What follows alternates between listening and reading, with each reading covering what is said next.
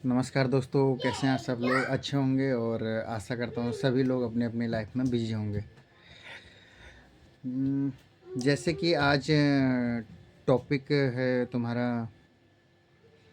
आज सुबह मैं न्यूज़ सुन रहा था, तो मुझे यही जानवरों के ऊपर कि तेलंगाना उधर कहाँ मतलब साउथ में उधर 600 कुत्तों की कल मतलब जहर दे के हत्या कर दी। ये मैंने न्यूज़ में सुना था, तो वही मैं आपको बता रहा हूँ। बाकी मेरे को भी इतना आइडिया नहीं है कि कितने कंफर्म 600 मरे, कितने मरे, है कि नहीं। तो जिन्होंने मारा तो उनके ऊपर केस वगैरह शायद सरकार द्वारा या किसी द्वारा केस वगैरह मतलब एफआईआर वगैरह हुई है। उनकी छानबीन होएगी जो भी होगा। और मैं आज गवर्नमेंट से भी सवाल करना चाहूँगा, सरकार से ये सवाल करना चाहूँगा कि एक मतलब अगर किसी जानवर की हत्या होती है तो उसके लिए किसी इंसान पे एफआईआर होती है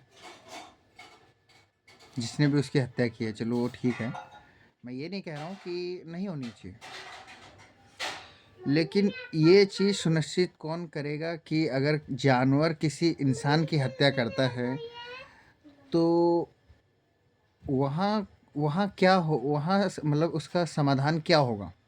चलो इंसान के ऊपर तो एफआईआर होगी, जांच होएगी, जो भी पकड़ा जाएगा, जो भी दोषी होगा उसे पकड़ा जाएगा तो वो सज़ा भुगतेगा, ये ठीक है, नियम हो गया।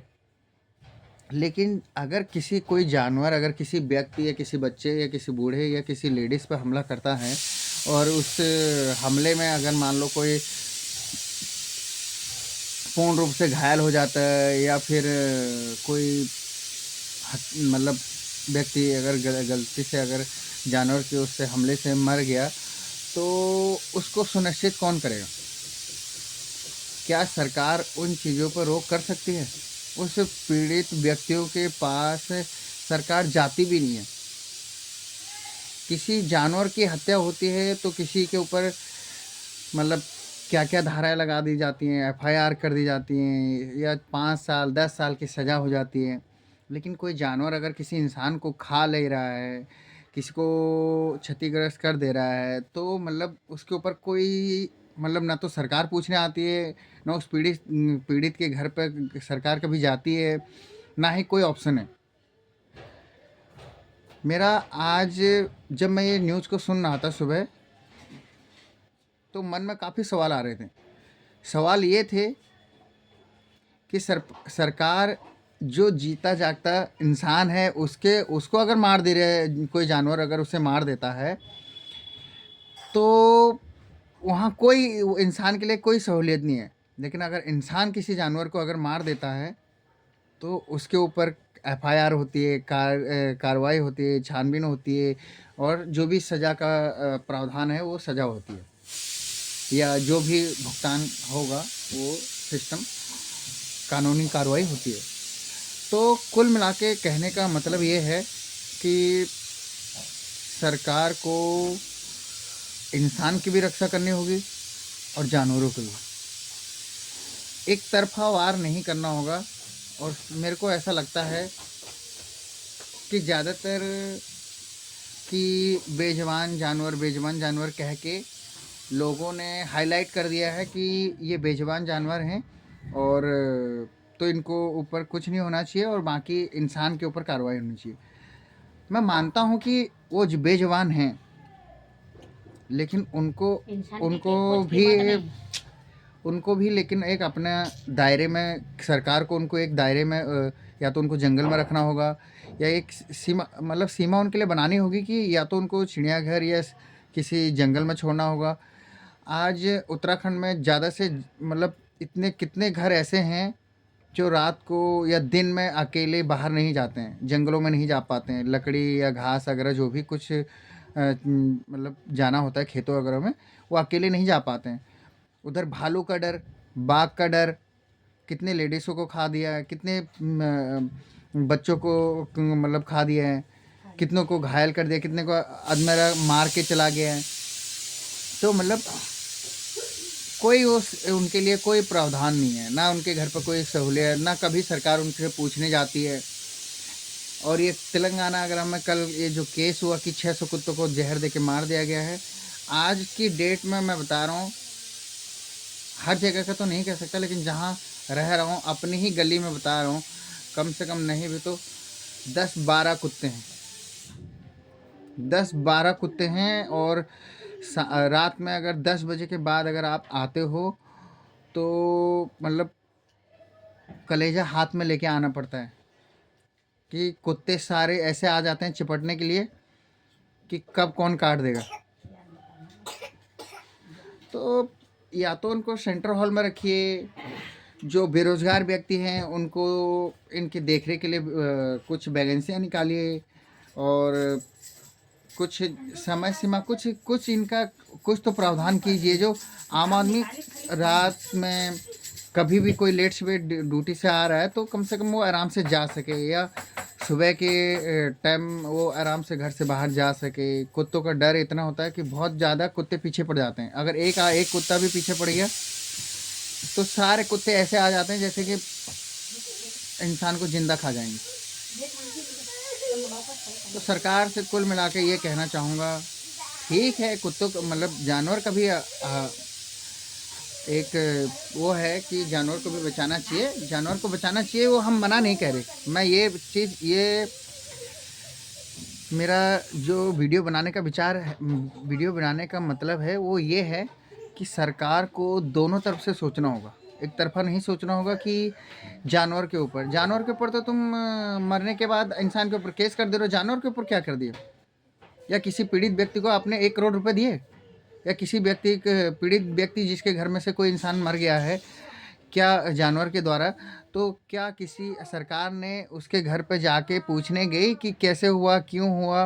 और मैं चलो आपके पीड़ित व्यक्ति जो चला गया है, सरकार उसके लिए आपको मुआवजा देती है 50 लाख या 1 करोड़ रुपए। कोई कीमत नहीं होती है, पैसे की कोई कीमत नहीं है, लेकिन फिर भी अगर उसने एक जानवर के द्वारा अपना कोई इंसान खोया है तो कम से कम इतना तो हक बनता है। लाखों का लोग हेर फेर कर जा रहे हैं, करोड़ों का लोग हेर फेर कर जा रहे हैं, क्या 1 लाख 50 लाख 1 करोड़ रुपए नहीं बनता है किसी व्यक्ति को मारने पर? तो ये चीज़ सोचना होगा इंसान सरकार को, और जो भी कायदे कानून बनाने हैं वो कायदे के हिसाब से बनाने चाहिए, ज़मीनी स्तर पर देख के या रह के, या मतलब पब्लिक से पूछ के ना कि ये चीज़ कहाँ तक, किस हद तक सही है, किस हद तक। अपने अपने राज्य में विधायक हैं, मंत्री हैं, जो भी हैं, उनको इन चीज़ सरकार को एक राय लेके तब जाके कोई कानून बनाना चाहिए कि कितने पीड़ित हैं इस तरीके से। आज उत्तराखंड में मतलब बहुत ज़्यादा ऐसा है कि मतलब मैं अपने घर की बता रहा हूँ, मैं भी उत्तराखंड से हूँ, लेकिन मैं रहता भाई ड्यूटी यहाँ दिल्ली में, नौकरी रोज़गार के लिए दिल्ली में आए हुए हैं, तो इसलिए गांव जाते हैं तो दहशत है। अभी भी जाते हैं गांव में, भालू बाघ ऐसे आ रखे हैं कि लोग बाग अकेले बाहर मतलब जंगल अंगल खेत में जा नहीं पाते हैं। तो कुल मिला के सरकार से यही कहने का मेरा निवेदन है कि सुनो, यही निवेदन है कि सरकार से मतलब जो भी कानून अगर बनाएं वो इंसान के उसमें रह के बनाएं, बाकी इंसान के मतलब इंसान के भी बारे में सोच के बनाएं। बाकी ठीक है, जानवर को भी बचाना चाहिए, लेकिन जानवर के लिए सेंटर हॉल वगैरह।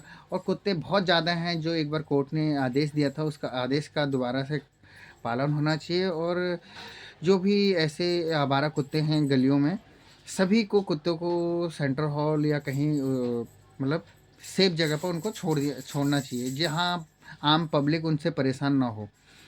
चलते फिरते रोड पर गाड़ियों के पीछे आ जाते हैं, बाइक में कितने एक्सीडेंट रोड पर कुत्तों की वजह से होते हैं, कि ऐसे आ जाते हैं किसी गाड़ी के पीछे ऐसे भग के आ जाते हैं, पैरों के पीछे लग जाते हैं। मतलब आम आदमी का बहुत ज़्यादा मुश्किल हो जाता है। कितने एक्सीडेंट होते हैं कुत्तों की वजह से, लेकिन देखने वाला कोई नहीं है। वही है कि सरकार ने बोल दिया जानवरों के ऊपर अत्याचार हो रहा है, ये हो रहा है, वो हो रहा है, लेकिन ज़मीनी स्तर पर जाके देखना होता है।